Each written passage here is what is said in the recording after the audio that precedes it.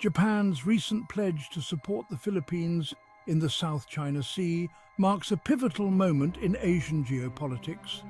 This move signals Japan's growing concern over China's assertive behavior in the region. The announcement was met with cautious optimism by the Philippines and its allies. However, it drew sharp criticism from China, which views it as a provocation. This development has significant implications for regional stability and the balance of power in Asia. Japan's support for the Philippines has the potential to alter the trajectory of the South China Sea dispute. It could also reshape the geopolitical landscape of the entire region. The South China Sea is one of the most strategically important waterways in the world. It is a vital shipping route and home to rich fishing grounds and potential energy reserves. However, the sea has become a flashpoint for tensions between China and its neighbours. China claims almost the entire South China Sea as its own, based on what it calls historical rights. This claim is disputed by several Southeast Asian nations, including the Philippines, Vietnam, Malaysia and Brunei. The United States, while not a claimant state, has a significant interest in ensuring freedom of navigation and overflight in the South China Sea. The US Navy regularly conducts freedom of navigation operations, FONOPs, in the area to challenge China's excessive maritime claims. This has further heightened tensions with China, which views these operations as infringements on its sovereignty. The South China Sea dispute is not just about territorial claims or resources. It is also a microcosm of the broader geopolitical competition between China and the United States. The territorial disputes in the South China Sea have deep historical roots. China's claim to the region dates back centuries, based on historical maps and records. However, these claims have been contested by other Southeast Asian nations who also have historical connections to the area. The current phase of the dispute can be traced back to the mid-20th century. Following World War II, China began asserting its claims more forcefully. This coincided with the discovery of potential oil and gas reserves in the region, which further fueled tensions. In the 1970s, China seized control of the Paracel Islands from Vietnam, sparking a brief but bloody conflict. Since then, China has continued to expand its presence in the South China Sea, building artificial islands and deploying military assets to assert its claims. The situation escalated further in 2012 when China seized control of Scarborough Shoal, a rich fishing ground claimed by both China and the Philippines. In 2016, the court ruled in favor of the Philippines, invalidating China's expansive claims in the South China Sea.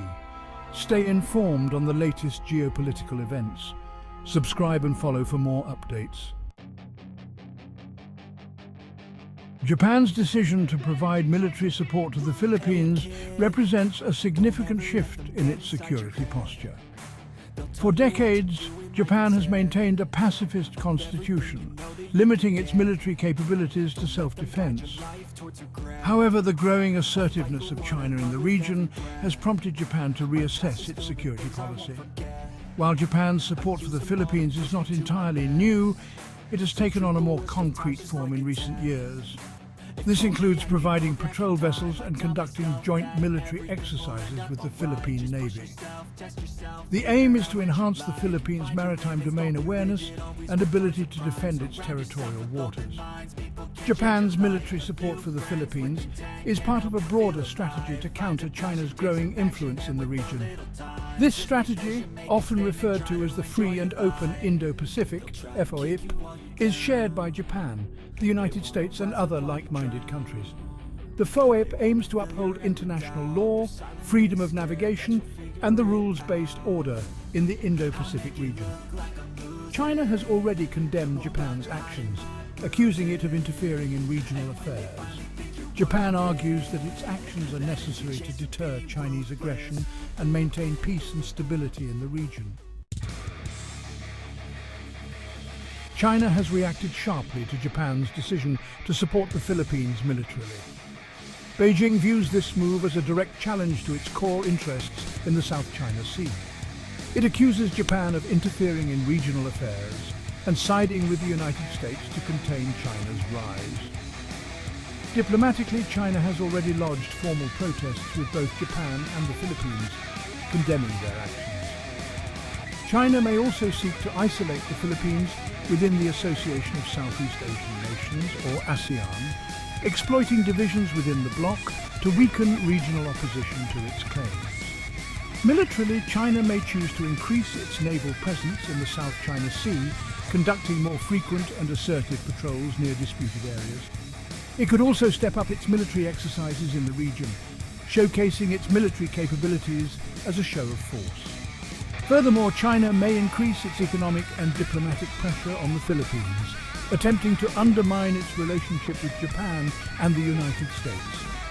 China's response to Japan's move will be crucial in determining the future trajectory of the South China Sea dispute. A measured response from Beijing could help to ease tensions and create space for dialogue. However, an aggressive response could further escalate the situation and increase the risk of miscalculation and conflict.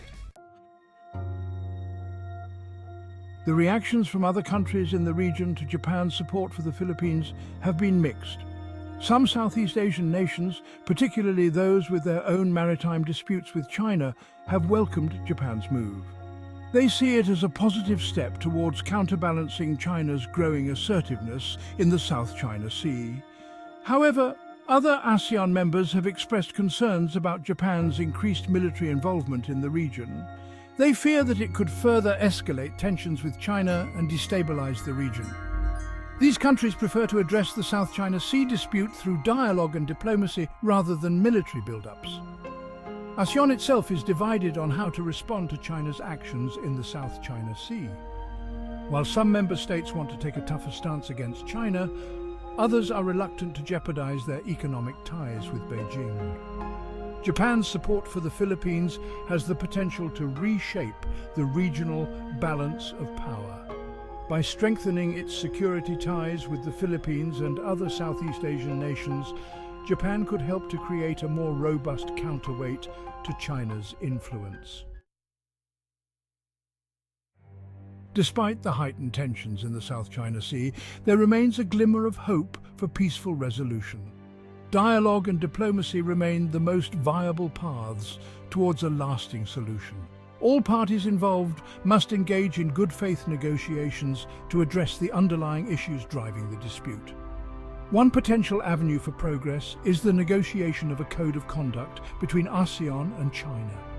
The COC aims to establish guidelines for maritime behavior in the South China Sea, reducing the risk of miscalculations and incidents at sea.